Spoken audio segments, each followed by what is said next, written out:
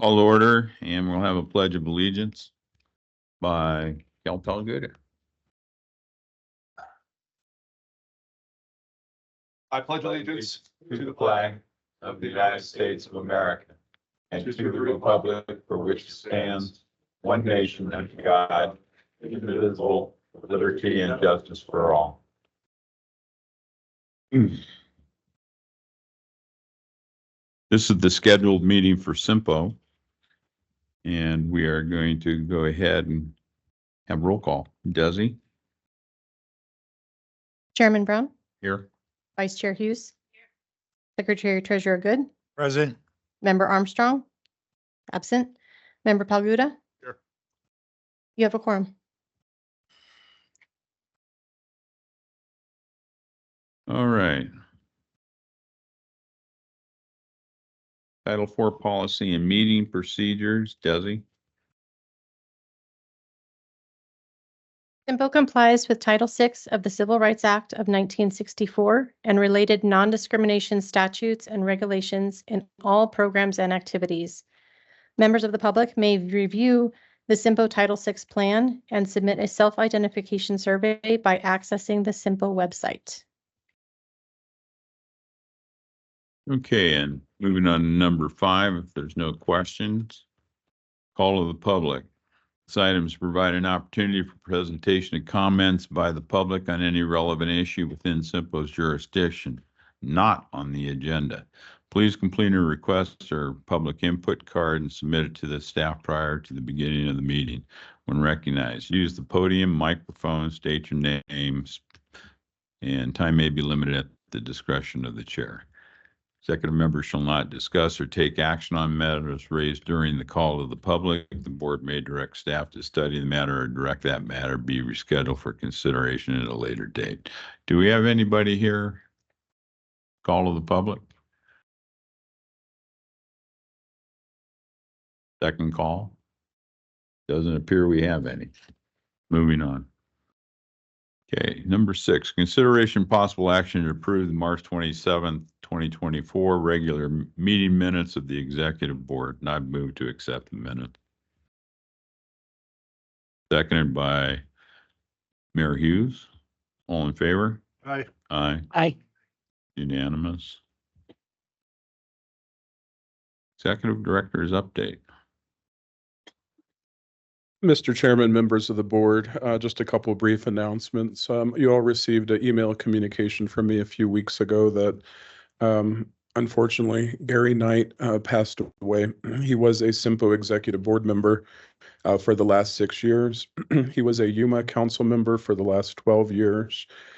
He was appointed by the governor a little over 6 years ago to represent this particular district on behalf of the state of Arizona, on behalf of ADOT. His counties covered Yuma, La Paz, Mojave, and Yavapai County. One of the things that I experienced, and I attended his services on behalf of you all and on behalf of the organization, was Gary's night. He was present. He was present for us at CYMPO. He was present in Yuma. He was present throughout the state. He was present for Lake Havasu MPO. Which is where I started working with Gary when I was there. One of the big things in memory of Gary Knight was he really challenged the state board to attend each meeting, and each of those meetings are at different places located in the state of Arizona. And I'm sad to say that even though he challenged them, many of them didn't accept that challenge, but Gary always did. Gary traveled to every part of the state. He was a transportation champion. You had the last 6 years to work close side by side with him. I'm proud to say he was a friend, he was a leader, he was a champion, and he will definitely be missed. Mr. Chair, I'd like to ask if we can have a moment of silence in his memory. Absolutely. I'm going to stand.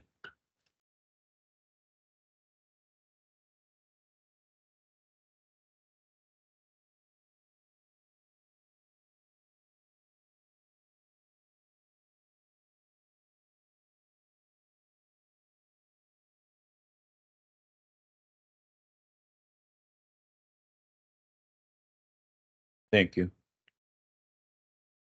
Just following up on what you said, Gary was always an asset to this organization and or for transportation throughout the state. So going to be missed. And Mr. Chair, I send a message on behalf of his wife, Bonnie. She appreciates the sympathies that you all have passed on through me to her and to her family at this time. It's our intent at the Rural Transportation Summit to name an annual award in the name of Gary Knight that we'll use starting this year and years to come to recognize transportation champions and really to keep Gary Knight's name alive. So stay tuned for that. Awesome. Thank you, Mayor Hughes. With that said, the governor has appointed a replacement for Gary Knight. The replacement is Sam Elters. Sam Elters is currently the Mojave County County Manager. Some of you that have been around long enough know Sam. He was a former ADOT employee. He's been a consultant, and the last, I want to say 4 or 5 years now, he's been the county manager. He comes in with a great deal of experience on all things, in particular transportation. He wanted to join today, but today was his Senate confirmation hearing, of which Kevin sent me a text a half hour ago that was approved unanimously.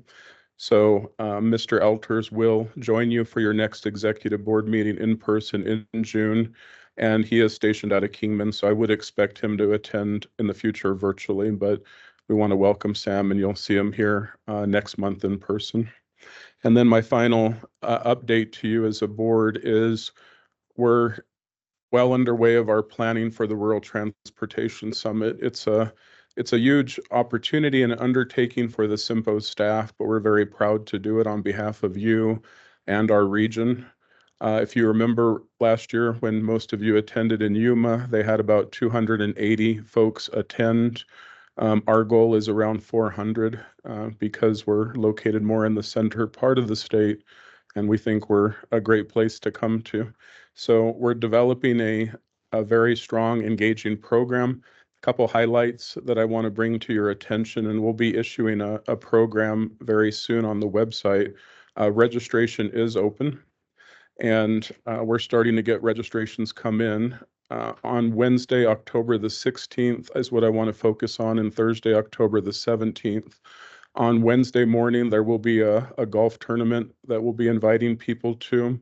There'll be invitation-only legislators lunch, of which you all as a board are invited to, but the idea of the luncheon is to be able to have some extra time with our state legislators that are able to attend at that lunch and our local legislators throughout the state of Arizona.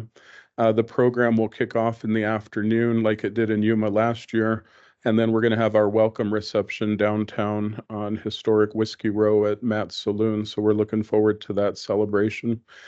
Thursday, we'll have a full program that'll start with breakfast. It'll include lunch and dinner, and we hope to have just a really engaging program. We understand the campaign season for our state legislators, so we're competing with their time, but we do hope to break the goal that was set last year of around 18 or so that attended Yuma, 15 to 18, I think it was.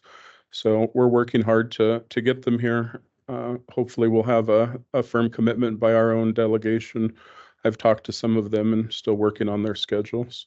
So with that said, Mr. Chair, happy to answer any questions on my updates. Have you contacted both chambers of commerce so they're aware of the opportunity here and possibly invite people to come and visit our different locations? Absolutely, I have. And I'll give an extra shout out, Mr. Chair, to the Prescott Chamber of Commerce, to Sherry Heine. And then I've also heard from John Heine with the city of Prescott that they really have extended additional support and efforts, and they realize the opportunity.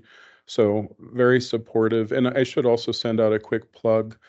Part of hosting this is also getting sponsorships. We have exceeded what Yuma did last year, and that's really amazing. APS has stepped up for the first time to sponsor this conference. Very happy that Darla accepted that ask and took it to leadership, and they are a top platinum sponsor. The Arizona General Contractors Association has accepted a top sponsorship, and ADOT has agreed to be our title and our top sponsorship. So the event is possible with those type of sponsorships. But Mr. Chair, the chambers are engaged and we'll continue that conversation. Good. Possibly, they could both drop a list of locations and addresses, a map, for lack of a better term, for the people coming up here so they can get them over to Prescott Valley and to Prescott. Absolutely. We're going to try and see if we can't organize some other events that necessarily won't be under our management, but we want to show them to. We'd like to have, I think Supervisor Mallory offered to do a hike with those that want to go for a hike on Glassford or somewhere around there. So activities like that will be just other opportunities. I think a trail ride or something was talked about. And then any other activities, we're open to other ideas that we can promote for people staying here for the week.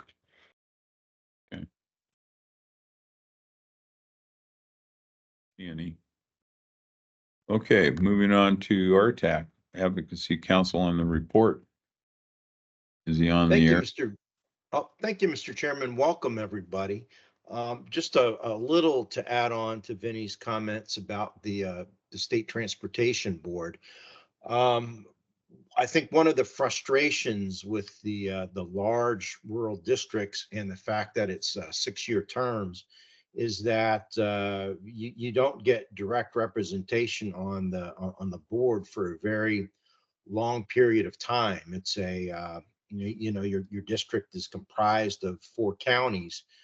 You've got to go back to Bill Feldmeyer, if you remember Bill, as far as the last time that Yavapai was directly represented. So I guess I am happy to say that you are next in line. So after the 6-year term of Sam's comes to a completion, it will be your turn again. So it's kind of out there on the horizon. But getting to the legislature, we're sort of in the eye of the hurricane, where most of the work on regular session bills has been completed. We're well past the 100th day of session, which is their typical target for ending. And although they rarely meet that, so it's not something that you should really kind of look at as the standard. The more significant date to watch is July 1st, as that is the start of the next state fiscal year, and they need to have a budget in place prior to July 1st. That is the really important deadline that must be met.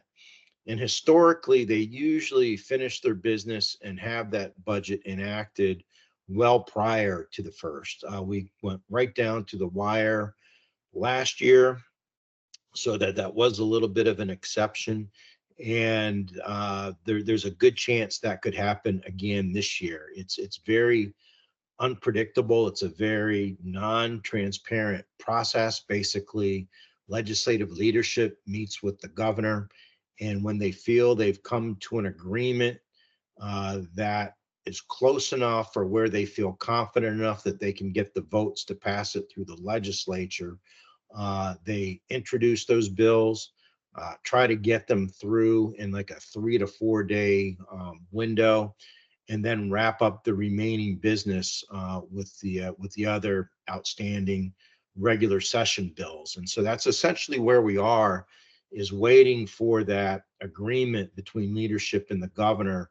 And then you'll just have a chaotic 4 or 5 day period to try to bring it to a conclusion once we reach that time. So obviously it's something I'm monitoring very closely, and will certainly keep people up to date as far as the closer that we get. As far as the budget is concerned, we've gone through a good 4 or 5 year period of record high revenue levels. And that was all, don't want to cause any trauma trying to think back to the beginning of COVID. But when we were there and we were going to sort of shut down the economy, there was tremendous anticipation that public revenues were going to be impacted severely. So there was a tremendous amount of federal assistance that was provided but surprisingly, or what was not anticipated was that we didn't see those dramatic revenue losses. So in addition to all of this federal relief funding, we continued to see growth with state revenues, and it created several years of record surpluses that the legislature had to work with. There were a couple of years where they were 2 billion above taking care of satisfying baseline expenditures. And so, that was tremendous. And we were, I think, thankfully, they prioritized transportation, and a lot of that one-time revenue did go to specific projects. But that time has come to an end. We're basically in a situation this year where we're over 600 million in debt as far as current year operations are concerned. Right now, it's projected that there's going to be a structural deficit of about the same size for next year. They're required to pass a balanced budget. So when they do come out with the budget proposal, it's going to have to address both the current year's deficit plus addressing the anticipated one from next year. So that amounts to about 1.3 billion in adjustments that they're going to have to make. Fortunately, and well, unfortunately, I think that's problematic for the RTAC priority project bill. If there's no available revenues, you're not going to see additional funding go to projects.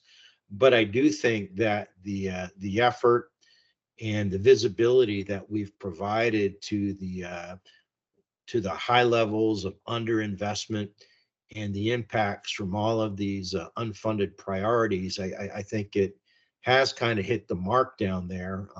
I think they have prioritized infrastructure. And while I don't think we're in a scenario where we'll see additional funding go to transportation, at the same time, I don't anticipate that they're going to take from transportation, or at least from HERF. Going back to the big recession 15, 16 years ago, they balanced the budget during deficit times then largely on the back of HERF. There were a couple of years where there was over 200 million a year that was redirected from HERF to the general fund. I think there's enough opposition to that among lawmakers that probably will not get a real serious look when they decide how to balance the budget. I think the biggest threat that we have is when the governor made her budget proposal back in January, she identified about 420 million in what she called clawbacks. And these were projects that had received an earmark or an appropriation of general fund revenues from the state going back 3, I think maybe even 4 years. And those specific projects hadn't moved. In other words, the funding hadn't been used or encumbered yet. And so the governor's thought was we can basically redirect all of that funding back to the general fund to balance the budget this year. And then when those projects are ready to move in later years, we can restore the funding at that point. We're opposed to that concept. It's certainly better than just outright eliminating projects. But there's absolutely no guarantees, or you can't bind the hands of legislators 3-4 years from now to follow through with what legislators are committing to this year. So very problematic. The RTAC position has been, if a clawback is going to complicate or delay project delivery, we are opposed to it. That also seems to be very much opposed by most legislators. And so I feel pretty good about that. But you also have to keep in mind that they're not going to raise revenues. And so really the only options that they have to work with to balance the budget is to cut. And they're going to be faced with a whole menu of pretty bad options. And it's just a matter of, what's the least bad option that they have. And so I don't think we're completely safe. I know there's been some work on some of those projects since January, so they won't all be on the table. But worst case scenario, I think that is probably the biggest risk to transportation with this budget. As far as the CYMPO region, there was a relatively very small amount, I think about $250,000 that was on there for the 169 roundabout project. But I think that was the extent of impact of potential impacts for CYMPO. So beyond the budget, I think that the two big areas I wanted to talk about were the Arizona Smart Fund, which is the assistance that is provided to greater Arizona communities in pursuing and using federal transportation competitive grants. We were able to get that bill enacted. It sort of standardizes the eligibility. If you're eligible for a federal grant, you're now also eligible to apply for the Arizona Smart Fund, and that includes the COGS and MPOs. And so now CYMPO has the opportunity to also receive that assistance. There are a lot of federal opportunities for various studies, and so this could potentially help CYMPO better assess the needs through the region. So I think that's a real positive. It also gives ADOT the authority to rebalance the remaining funding. We're not anticipating that any new funding will be put in based on the deficit, but there's, I want to say, over 20 million that's still left, and that the funding is divided into 5 different pots.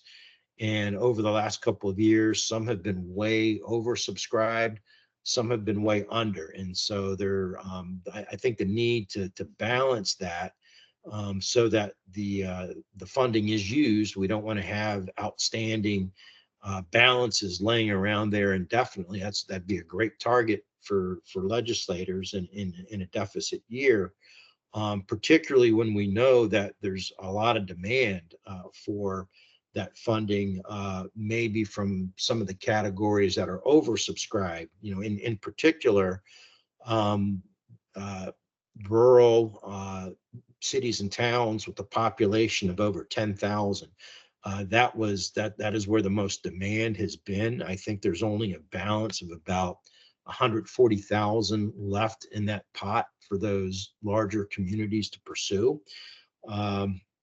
I know a couple of projects just got approved last Friday, but prior to that, if a rebalancing would have occurred based on the balances that existed then, that pot for cities and towns of over 10,000 would have gone back to up over 5 million. So in a deficit year, I think that would be a tremendous positive step and provide opportunities where there's demand for them. So we're waiting for the effective date of that. It won't happen like with other regular session bills until 90 days after the end of session. So we still have to figure out what that day is going to be, but we're probably looking at a late August, September effective date.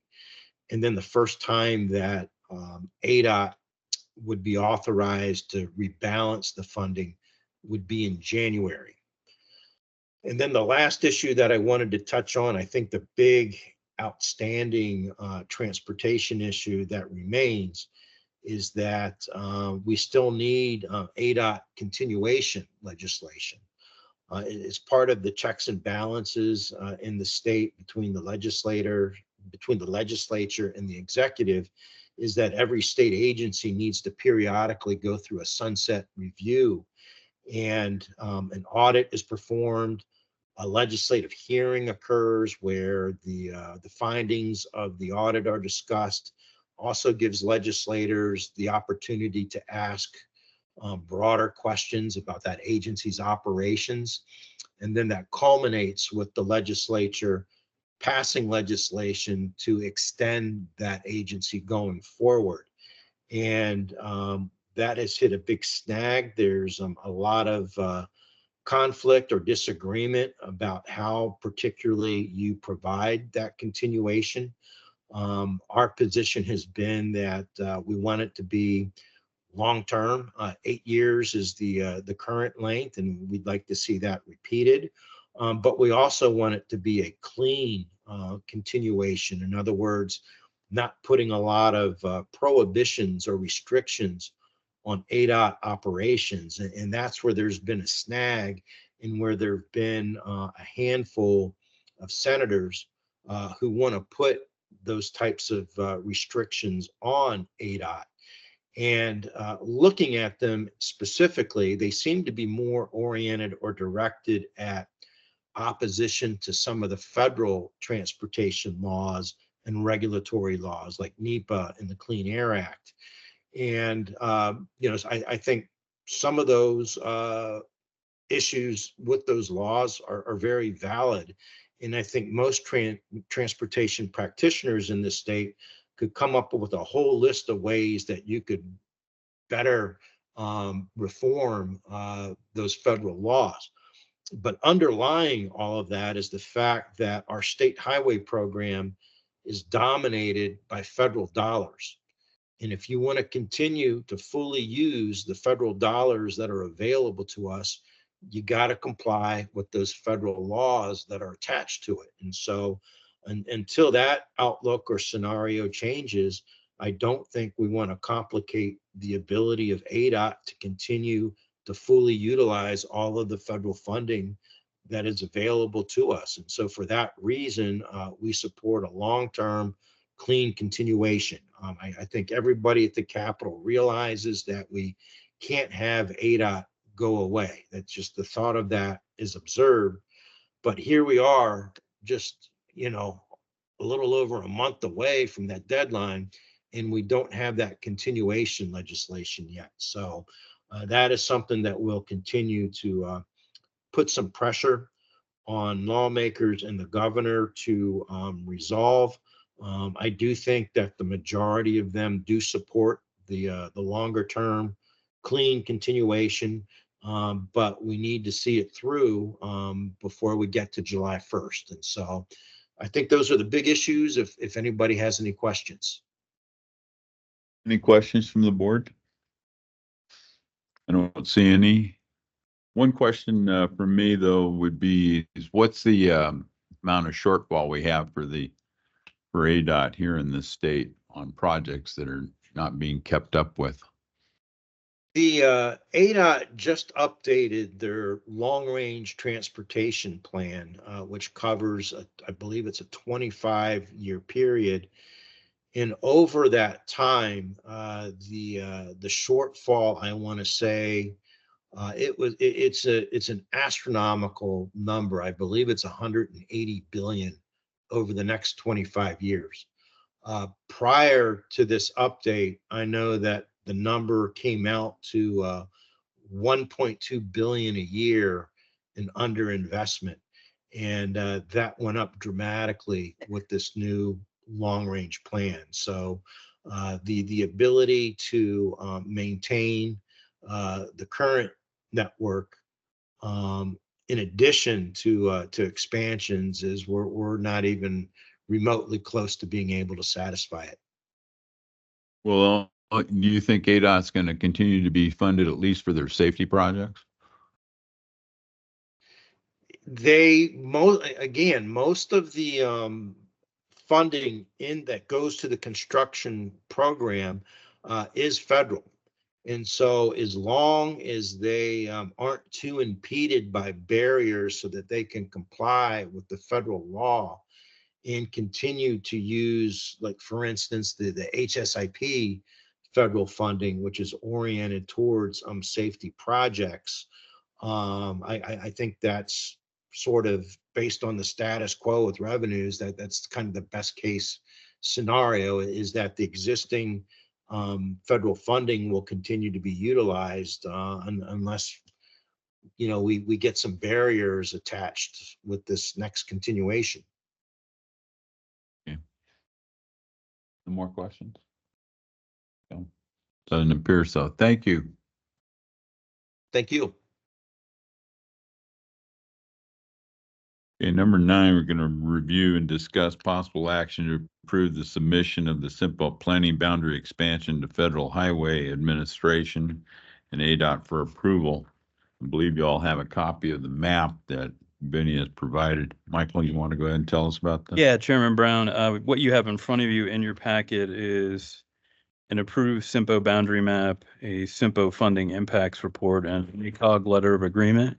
What you have is a supplemental map that's actually more updated, and actually has the population figures.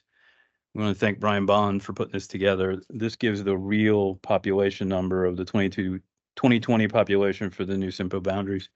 And I'll talk about why that's relevant in a moment. The item you have in front of you is a review, discussion, and possible action to approve the submission of the expansion to the CYMPO boundary. As I'm sure you all recall, this was discussed at your strategic planning on January 10th. There was general agreement that the boundary should look like what is in your packet, A, B plus base, or depicted separately on this cleaner map. The items in front of you are the items that the Federal Highway Administration requires for such a change. We also want to acknowledge Jen O'Connor, who I think is online from NACOG, that we appreciate her letter of agreement and everybody's cooperation on this. This is for your review and consideration. And the reason you have a supplemental map is because some of the funding sources are tied directly to population. We wanted to make sure we nailed the population number. So the supplemental map probably should be approved as a map of record for this item. A couple other small outstanding items of business. There were a few projects that were pending that NACOG was looking to do. Dan Cherry's here to talk about what some of those are in Western Yavapai. Is that correct, Dan? Good afternoon, Chair, members of the board. I'm Dan Cherry, the Public Works Director with Yavapai County. I was asked by Director Gallegos to kind of give some updates because as you recognize on the map here on the screen, we're bringing in a good chunk of Yavapai County in the western portion, and that is currently under a NACOG purview. The county, being the only agency in that western part that is eligible to receive the Surface Transportation Block Grant funding, has kind of stockpiled some dollars in that area that we had earmarked for some work originally up on Old Route 66, but have had some discussions in recent months with the Verde Valley, and NACOG has shown a desire to update the master transportation plan for the Verde Valley. That last was done in 2016. It's aging out. Is necessary to update that, and NACOG and the county had worked together to get a Safe Streets for All grant to update the safety study for Verde Valley. So we felt it was an appropriate time to just kind of bring everybody together with some community outreach and update the master transportation plan at the same time. So background on this is as I mentioned, we stockpiled about 5 years of STBG funding, amounting to about $719,000. That is federal dollars. We had indicated that we were going to HERF swap that, which reduces that amount, and use elsewhere. But this this opportunity has posed itself such that we'd like to proceed with this. And I'm here just to kind of disclose that there are motions underway here to do that very same thing, with carving a big chunk of about $519,000 out of that $719,000 that we've stockpiled to assist with the master transportation plan for the Verde Valley. That leaves about $200,000 left, and that is funding that would be programmed through next fiscal year. And we are having discussions with ADOT and the Freeport-McMoran company, the mining company that operates the Baghdad mine, because there have been overtures to try to improve State Route 97, which goes from State Route 93 up to Baghdad. And there has been some legislated funding that came in a couple years ago. It is about $10 million, but it needs some federal funding to come in to unlock that state funding. And the thought has been that the county would suggest that that funding, that 200,000 left from this 5 years of STBG funding, go to ADOT to unlock that $10 million. So we give up 200,000 and hopefully there's 10 million more that goes with that to really direct towards some important safety improvements on State Route 97. So I believe there's been discussions with, we've had discussions with CYMPO director. I believe he has enlightened at least some of you on this, but we wanted to be fully disclose this. If this does move forward as we are intending, it's good for the region. It's good for Western Yavapai, which is the area that you are bringing in with this proposal today. And starting in fiscal year 26, that'd be 25, 26, those STBG funds would be ready to be programmed for future projects that that the CYMPO board could then direct appropriately. And with that, I know that's a mouthful. I'm happy to answer any questions or clarify things to everyone's satisfaction. Bill? So it sounds like a NACOG originally was going to be funding some broader road initiatives. But with this potential change of boundary, they're going to shift that funding over towards the Verde Valley and then leave a small amount that could be used as matching funds for federal funding to be able to get the possible $10 million grant that would be used over there between 93 and 97.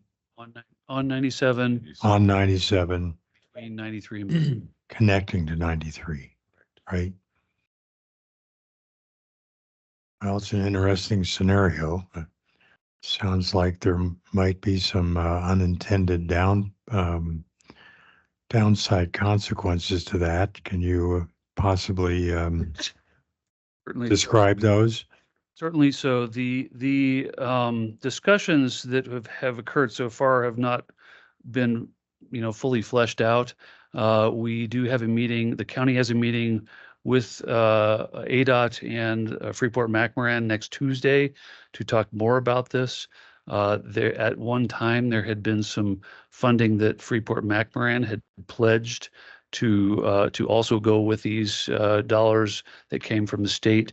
And then the county had applied for a couple of large-scale federal grants to the tune of 25 million to try to make this entire 97 project whole. Both of those grant applications did not get awarded by the federal government.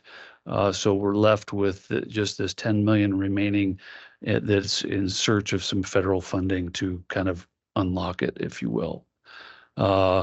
If Freeport comes to the table and says we'd like to, kick in however much money, that would get added into the 10 million and 200,000, and ADOT would manage all that.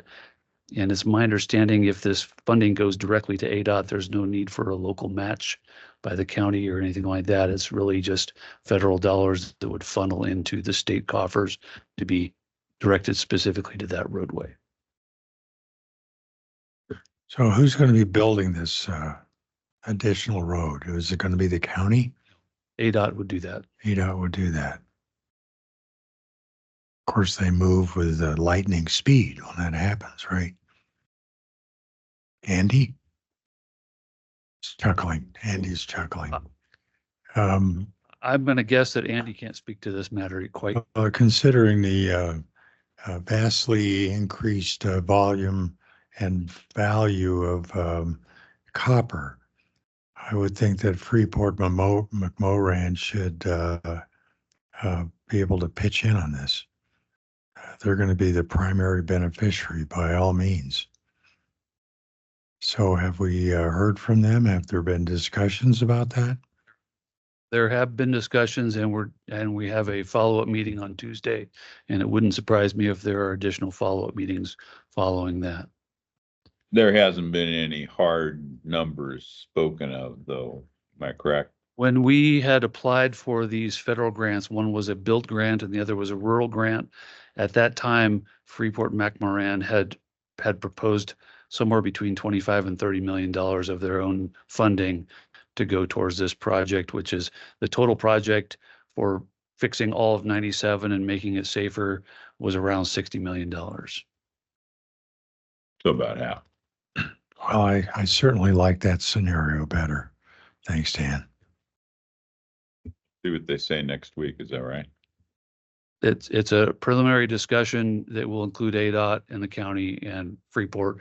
But I believe that they, as you know, they see direct benefit because it's their traffic, their employees that are on 97 more than anyone else. And so they are the ones, in fact, Freeport even hired AECom to do a study on 97 and come up with some solutions on it. So they've already put money in the game on this to identify where the greatest needs are on State Route 97 improvements.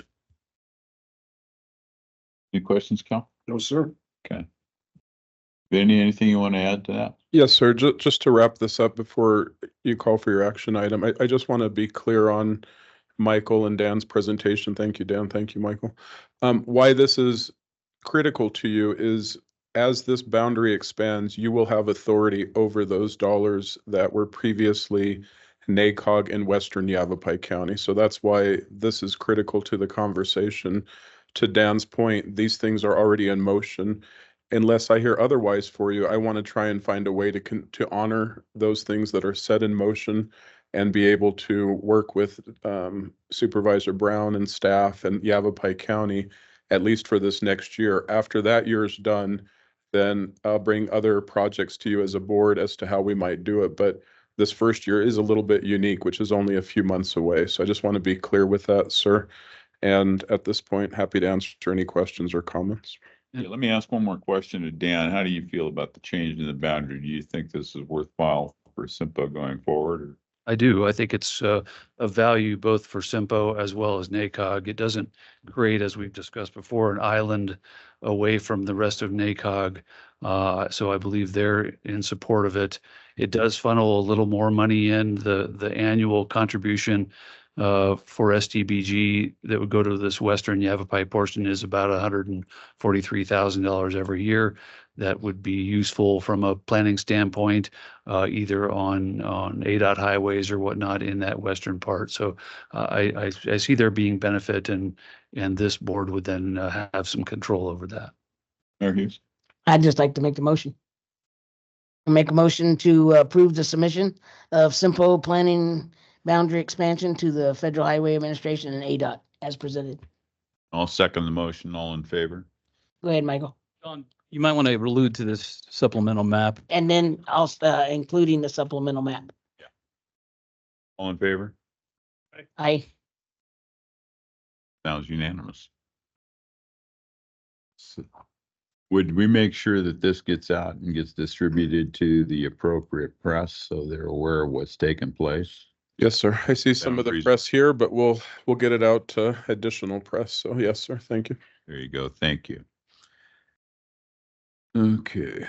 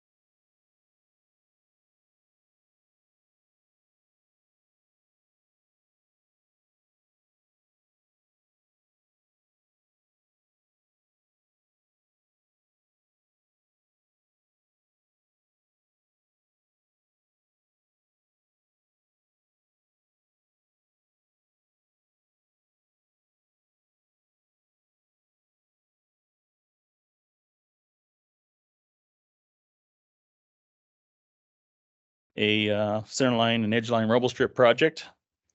That project is scheduled to go out to bid here in the fourth quarter of fiscal year 24 as well.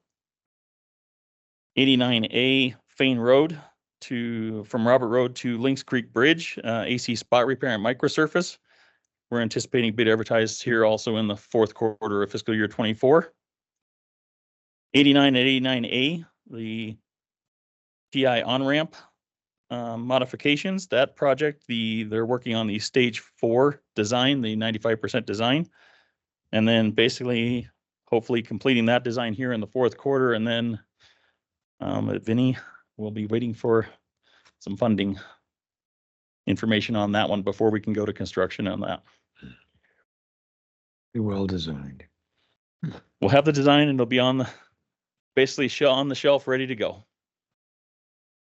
69 at 169 roundabout, same, working on stage 4, 95% design for that, and then waiting again on construction funding and word on when we can go to bid on that one as well. Some new one, I-17s from Sunset Point to I-40. This is an ITS project that just came down for us. Wrong way detection, cameras, variable message signs, and roadway weather information systems. That one expected to go to bid here in second quarter of fiscal year 25. And then on 69, one of our HSIP projects, third lane extension in the raised median there near Costco. The bid advertisement scheduled for third quarter of fiscal year 25. And then I-17 and I-40 truck parking. It's a statewide project. It's being run as a design build. Included in that is actually some additional truck parking at Sunset Point Rest Area. And hopefully here in June, see the design build firm hopefully on board to start that design and construction process on that. And that's all I have today. Any question? And the, say again, the raised median project near Costco.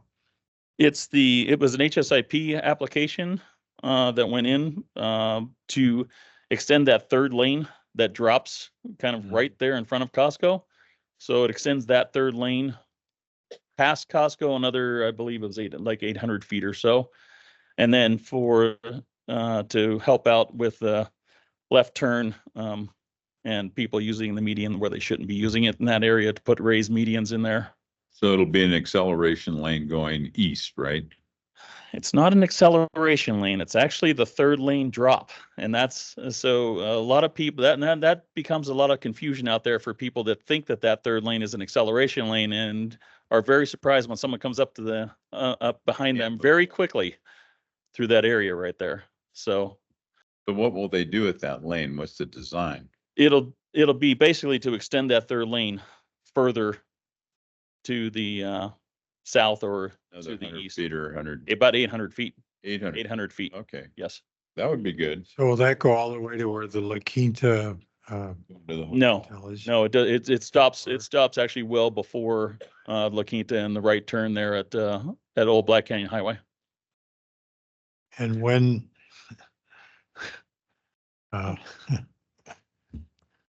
when is that gonna go out to bid? Third quarter of fiscal year 25. So that would be January through March of 2025. 9 months from now. About 9 months from now. Correct. Any other questions? Thanks, Andy. All right. Thank you, Andy. Haven't got anything. Thank- Tell Tony, I'd like to see him next time. I will pass that on. So. All right. How about the transit update, Michael? We got Michael Lamar, but it looks like it's not going to be Michael. We can tag team if you'd like. Mr. Chairman, members of the board, Pedro Rodriguez with CYMPO, Transit Manager. Just wanted to provide you guys with an update to what we're doing. There you go. All right, excellent. So the first, what I wanted to provide you with was kind of a system-wide ridership information. So since inception, since September of 22, we experienced 43,000 rides, a little over 43,000 rides. So this graph is maybe a little busy, but just wanted to highlight three pieces of this. So the kind of the transparent darker blue, that's Prescott Valley's first year of ridership. So again, 12 months. Prescott Valley's year 2 is in gold, and then Prescott here we started about week 22 with the way that we're counting the weeks here is its first year. So we're tiny but mighty here in Prescott, but it's moving forward. Yeah, we're expecting a lot more rides. Just gosh, in 1 year. This second year, we're expecting probably about 45,000 rides. So pretty amazing. Second, I wanted to show you where people are going here in Prescott. So here's the top 3/4 most popular destinations. You have Northern Arizona VA and the supporting offices at the VA. You kind of have two bars actually side by side, which are actually saying a lot in comparison to the other destinations. Second being Safeway, and then the third being Walmart.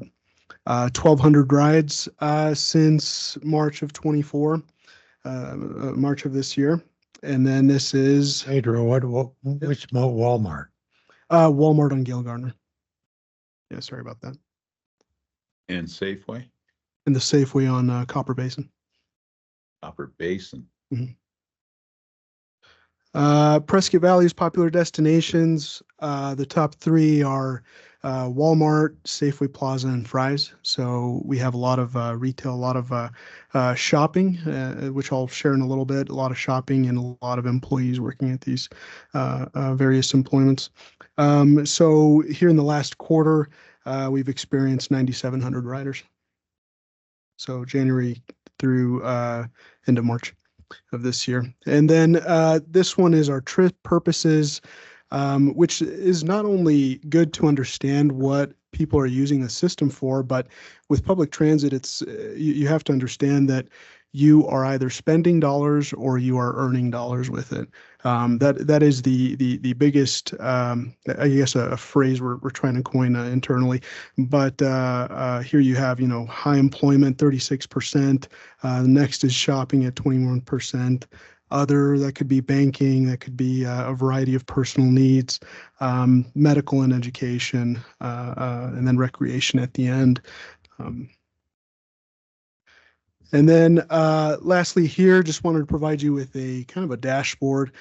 So here in this last quarter, again, January through March of 24, we've completed 10,021 rides. This is, again, system-wide, so Prescott and Prescott Valley. Your average rider rating. So the nice thing about the system is that you can rate your ride. So we're at 4.9 out of 5, which is fantastic. New Horizons are contractor. New Horizons are contractor.